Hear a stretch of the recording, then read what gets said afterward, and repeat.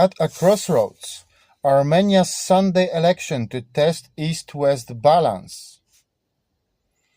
Armenia goes to the polls on Sunday, with Russia and the West geopolitical tug-of-war bringing global attention to the small, landlocked state in the South Caucasus.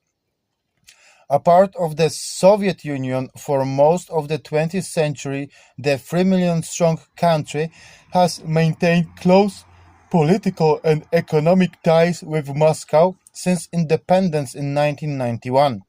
But its government is now expanding cooperation with the EU and the US.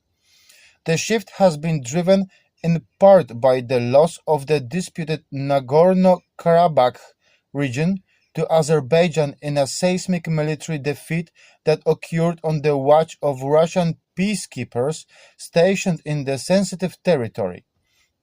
Nikol Pashinyan, the centrist prime minister, who came to power on the back of protests in 2018, has tried to move Armenia closer to Europe while also keeping Russia on side, given Yerevan's dependence on Russian trade and energy supplies.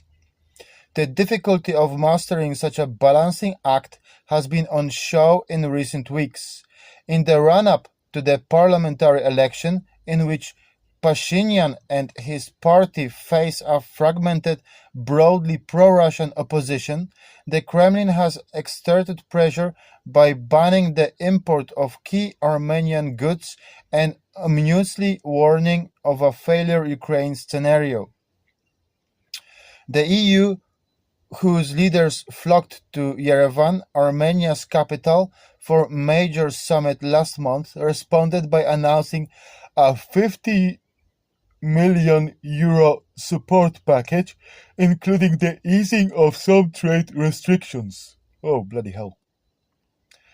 It's not all about geopolitics. However, Armenians are also being asked to decide in this election how they see their country after the traumatic conclusion of the decades-long Nagorno-Karabakh conflict.